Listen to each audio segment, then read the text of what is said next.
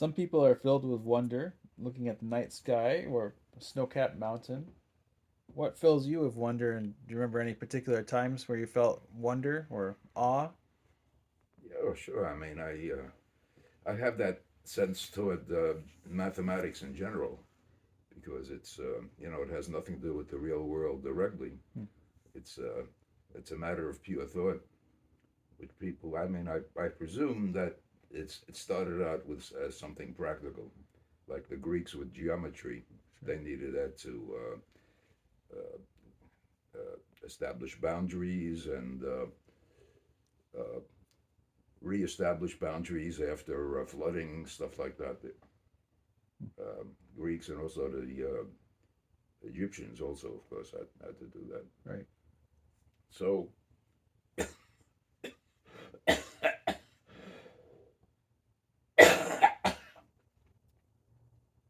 so it's interesting. Um, I was reading something about Thales, who's one of the most ancient of the intellectuals, and he established what was probably one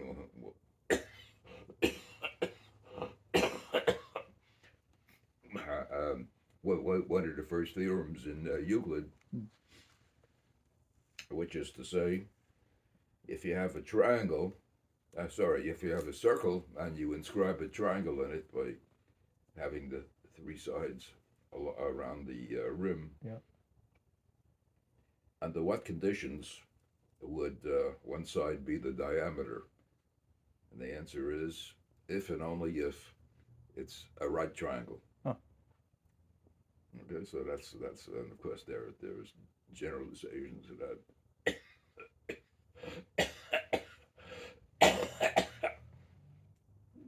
Well, sorry. It sounds like you're not feeling well still. I thought you were getting a little bit better. Yeah. So so geometry is it's a certain appeal in terms of its applications, where it probably started from, and it's gone on from there to have a pretty glorious future and talk. But we don't merely talk about two or three dimensions. We could talk about n dimensions in general, Right. and even infinite dimensional systems. So I'm just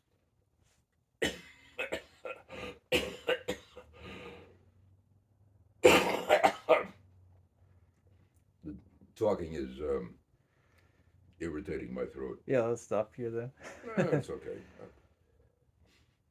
So anyway, so that's geometry, and then of course, I taught myself calculus at the age of 12, 12, 12 and a half, maybe something like that.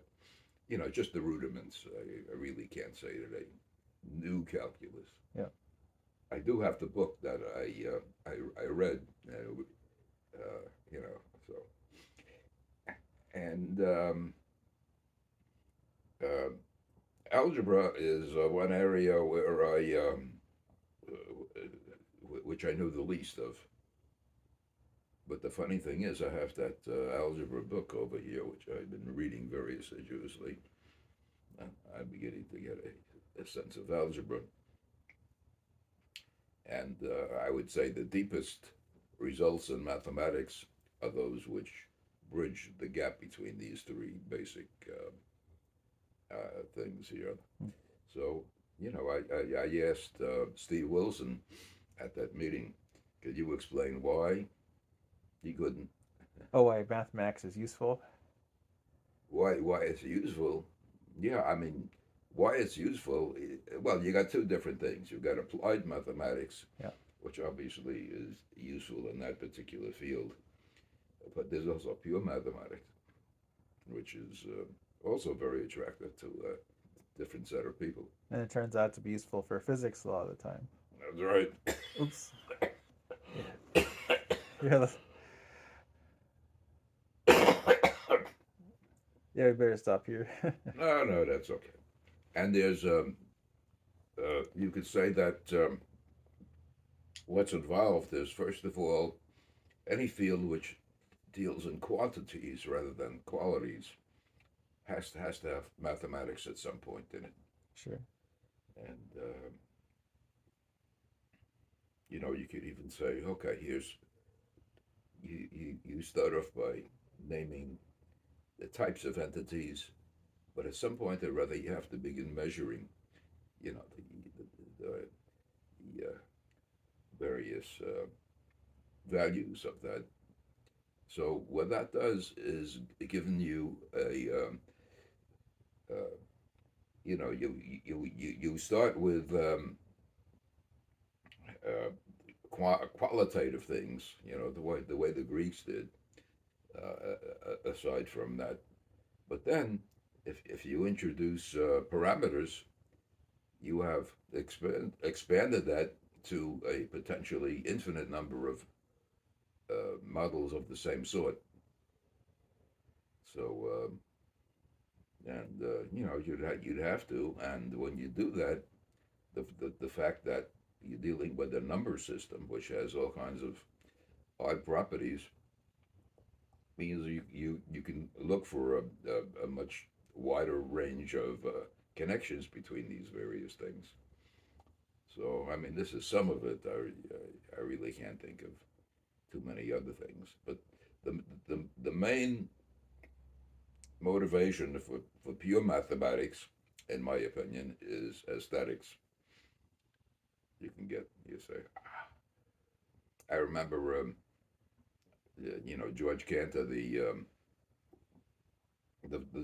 founder of transfinite math. He wrote to his friend Dedekind, and he said, "I see it, but I don't believe it." Huh. And that was referring to he found that the number of points on a line segment is the same as the number of points in a square, let's say, which is the same as the number of points in a cube, and also the number of points in a countably infinite dimensional system. So that's very counterintuitive. Like, I give you a very simple example. Take the plane and take two concentric circles.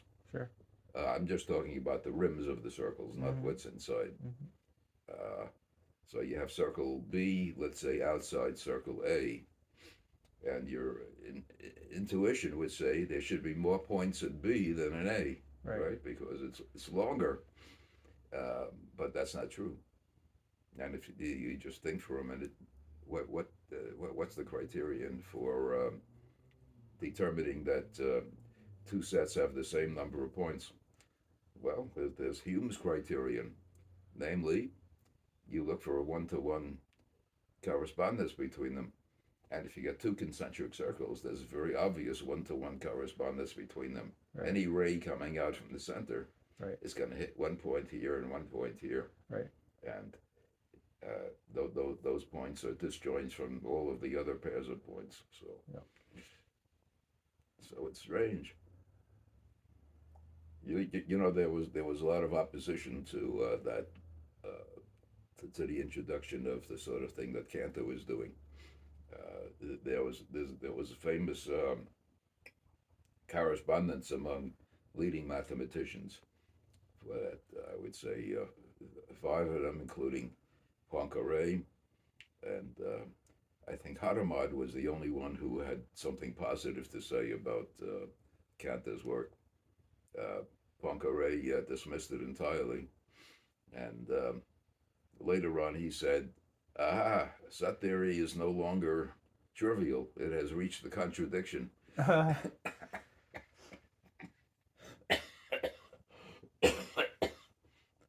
And then you know how Hilbert responded to that in his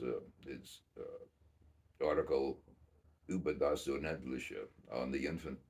He said, "No one will drive us from the paradise that Kanta has created for us." So, I guess, for example, those two circles having a correspondence, is that something that fills you with wonder?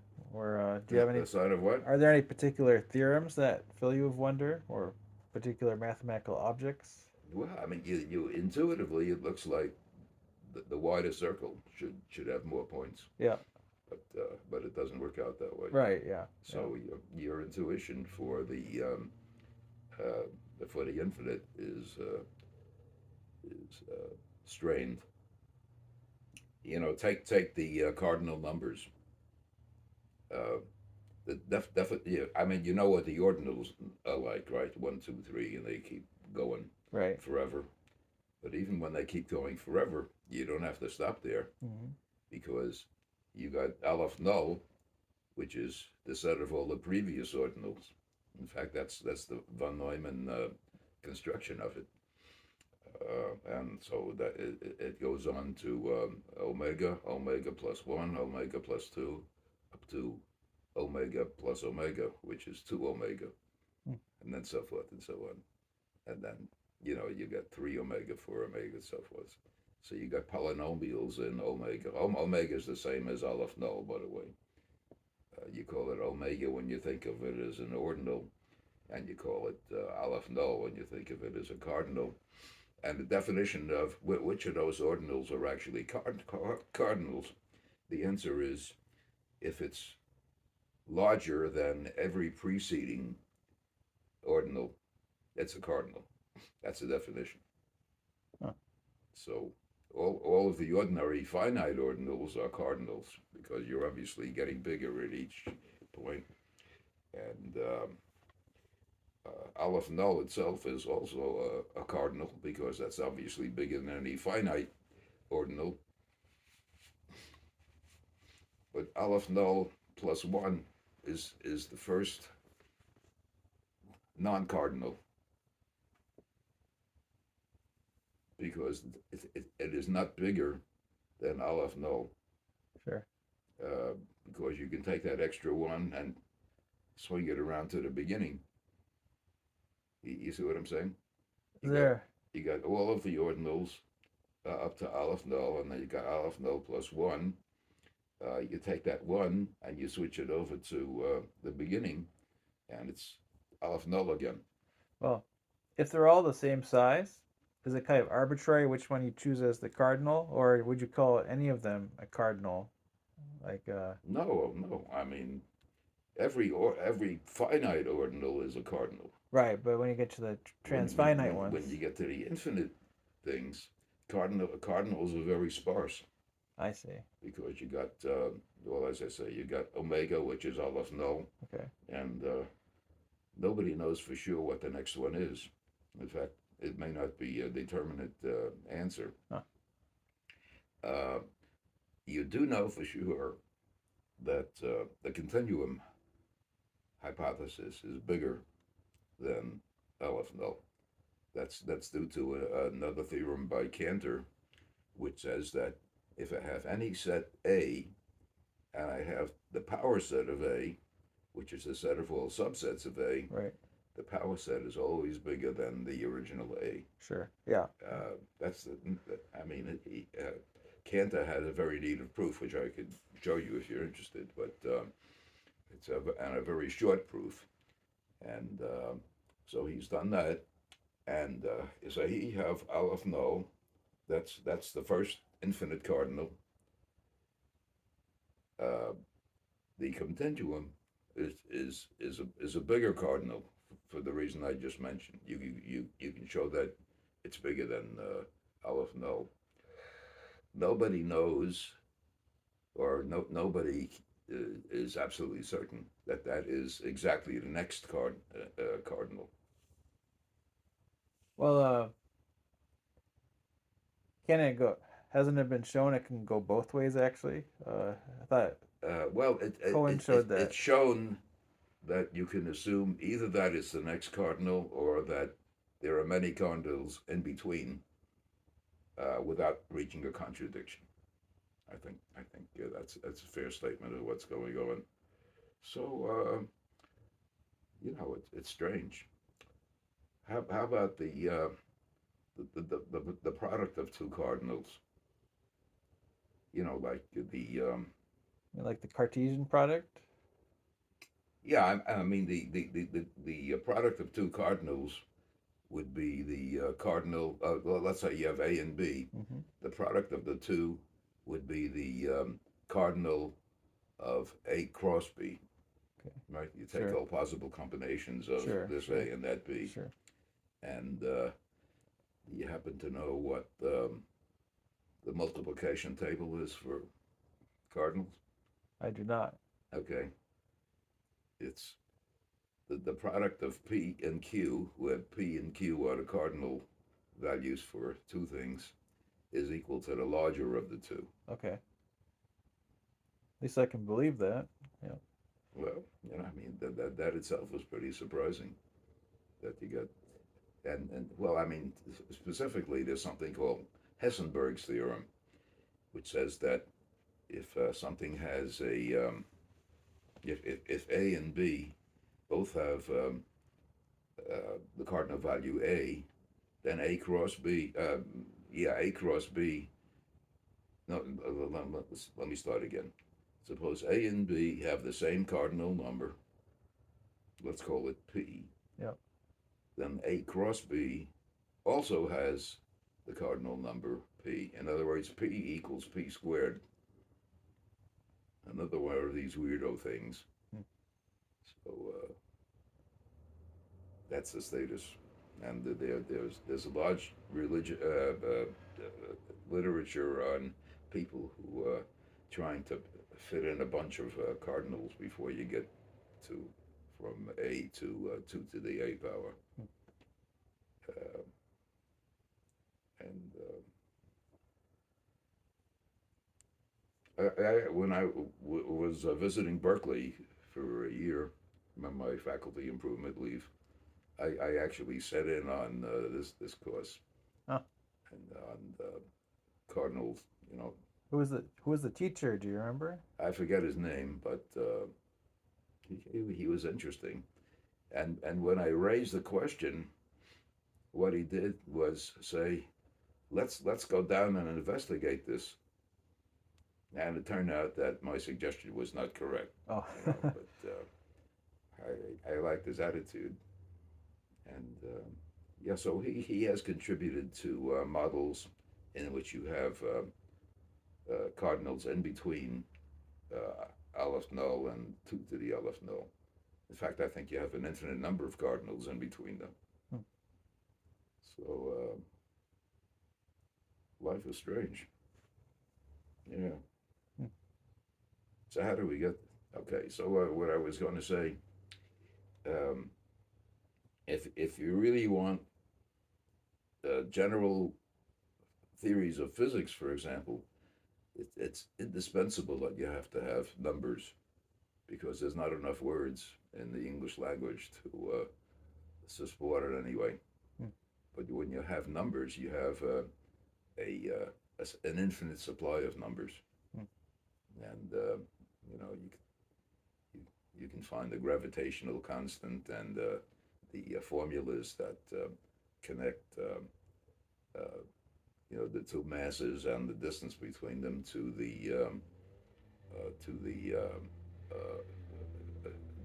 gravitational force that occurs.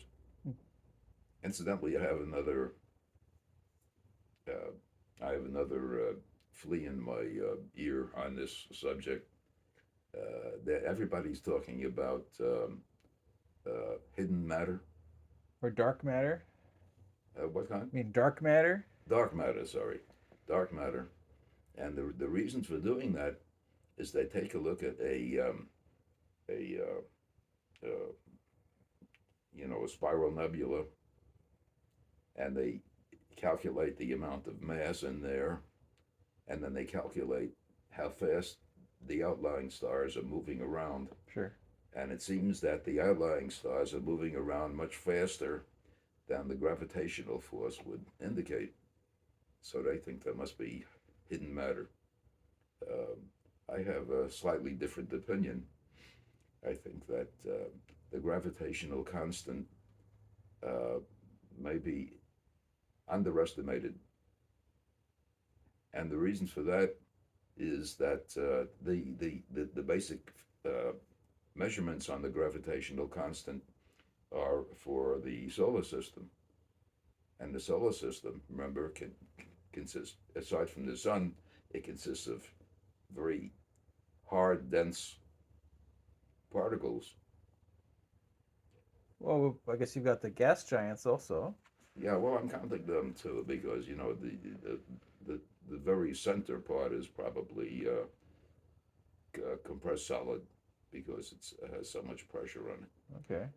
But so if you have very dense particles attracting each other, uh, you would get a certain value for the uh, gravitational constant, and that's I think that's the official one. But when you go to a galaxy, it's mainly stars, which have much less density, and you may be underestimating the gravitational thing because you mean in the solar system you're comparing two solid objects approaching each other, except for the sun, of course, and in the galaxy you're comparing that to the gravitation of two stars, and it may well be that there's a systematic undercount, or sorry, a systematic. Yeah, I mean, in other words, what if you apply the gravitational force from the Earth?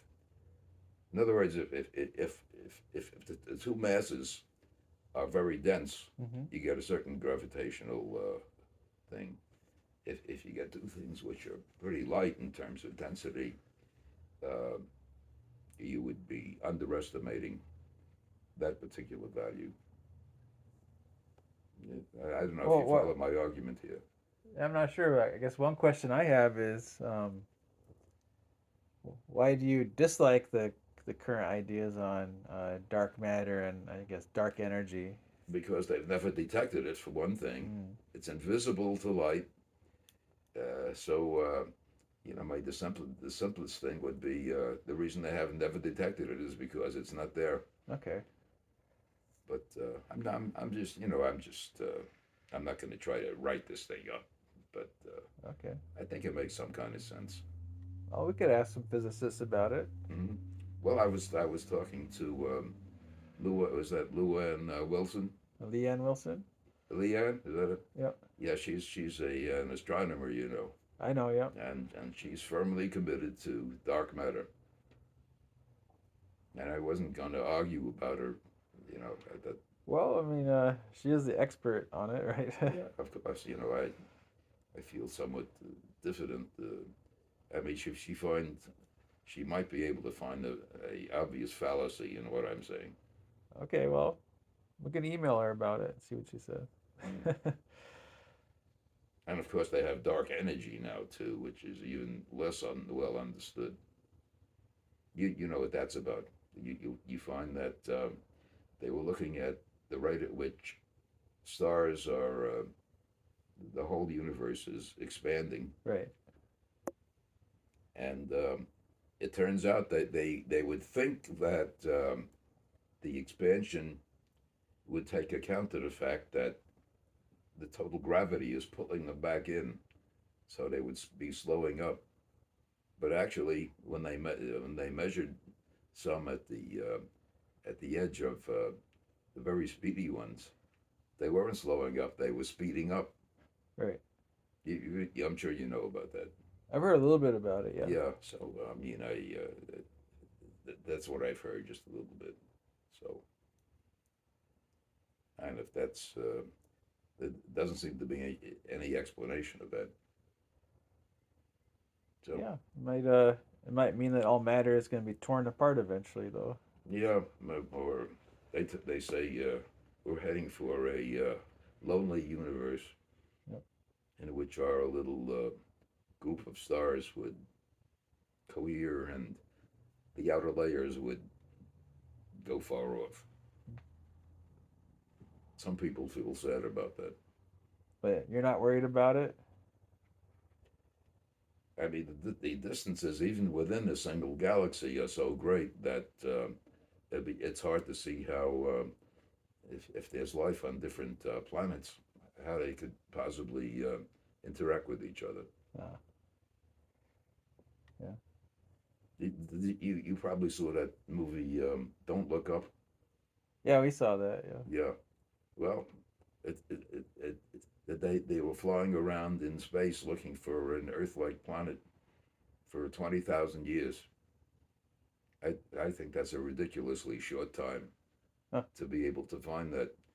I mean, I don't think 20,000 years in rocket travel would actually even get you to Alpha Centauri. Well, I guess it depends how fast you can go. Yeah, obviously. Seems like we are finding planets around a lot of stars, so Yeah, but we're not going to them. We're not yet. recording the light from them. That's right. Yeah. Yeah. Yeah. So that's where we are. We Yep. might be stuck on the Earth forever, and maybe with slight colonies in the Moon and Mars and so forth, stuff like that. There, Yep. but not the. I mean, even that. Uh, to get to Jupiter. I think it took 8 years for this rocket to get as far as Jupiter. So you can see that there's not too much possibility of interaction. Yeah, we'll see.